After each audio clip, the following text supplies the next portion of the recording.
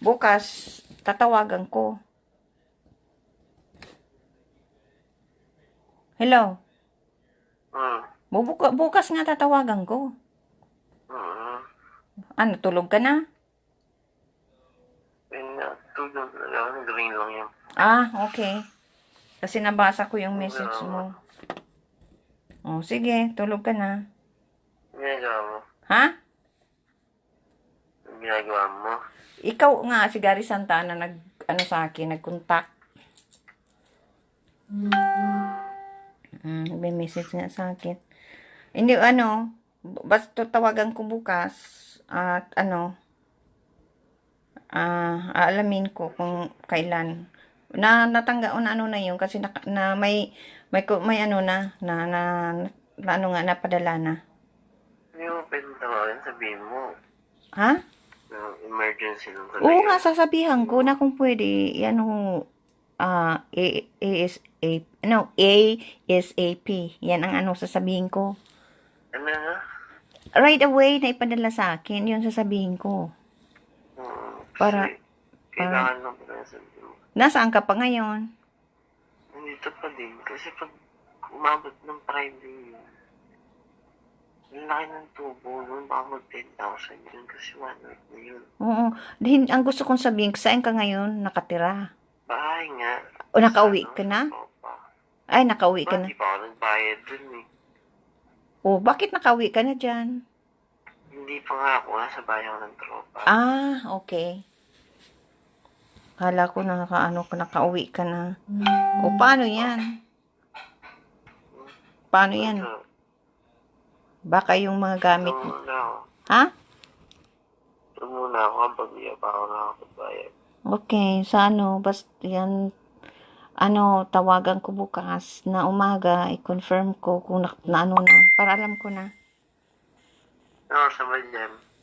Ha? Oras na dito? Oras na ba dyan? Anong oras na dyan? Hindi ko alam. Hapon na yata. Oo. Ano na dito? Almost 11 o'clock na. Yeah. Maaga mo na lang tawagan yun. Oo nga, at bukas ko tawag. Pwede na bukas dito eh. Wednesday pa lang dito. Huwag kang ma-price stress nga. Huwag kang price. Kasi naman, parang di may iba-iba ka. Di ko nga nabasa yun. Ganun pala. Mabuti nga natawagan ko. Dati itong isa, hindi nag ng ganyan na okay daw, okay na. Yung sabi mo tawagin ko ulit, tinawagan ko at inano kung kailan ipapadala. By mail daw. Sabi ko, bakit by mail? Bakit sabi ko hindi deposito sa account ko?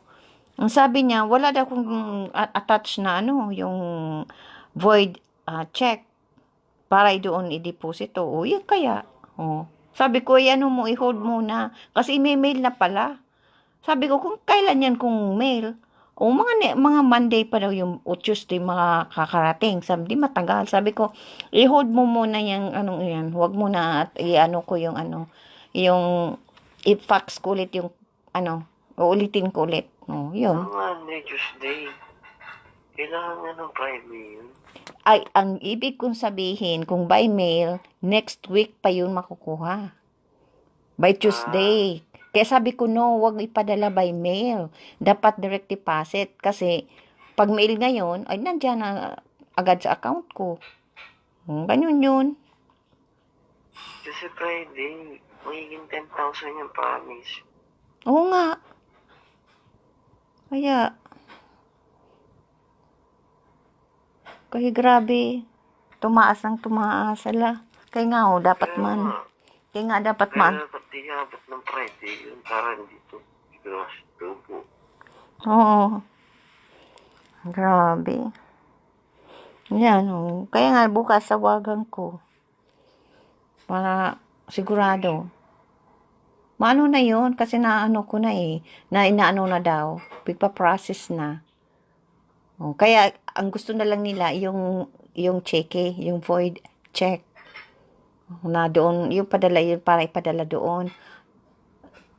Para alam nila yung account ko, na may permission, galing sa akin, na doon i-deposito ang pera.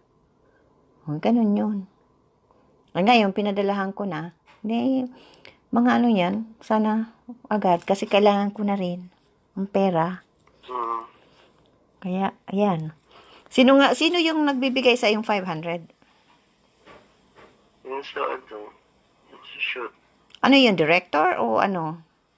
Hindi, ano lang, supplier lang. Ay, grabe, sobraman. Napabayad kayo sa agency? Hindi ko nga kinuha. Grabe. Sobraman. Grabe yan, ano. Baka kinukupitan na. Kasi kung tanggapin, alam mo kung tanggapin mo yan, 500 na yan, ganyan na yan. Ibibigay sa iyo. Pag hindi mo tinanggap, yan. Sobraman. Na ganyan ang ano, ang talaga mga makupit ano. Paano kung hindi na sa iyo ibigay? Style na yun. Ha? Style nila. Oh, paano kung hindi na sa iyo ibigay? Hindi yung pwede yun. Dami kong likers. Alam niya masisira siya. Oo, palagi, ano mo. Post lang ako. Oo, kaya nga, nakita ko yun. Grabe, wag mong tanggapin ang 500 kasi pag tinanggap mo yan, dyan na yan, ma-maintain na yan dyan. Dapat nga, taasan mo na ang ano mo, talent fee mo. Dapat mag-aral kang ano, yung acting lesson. Tuloy mo na. O, sige. Okay. Dapat to. O, sige. Basta bukas. Bye-bye. Okay, good night. Mm. Mhm.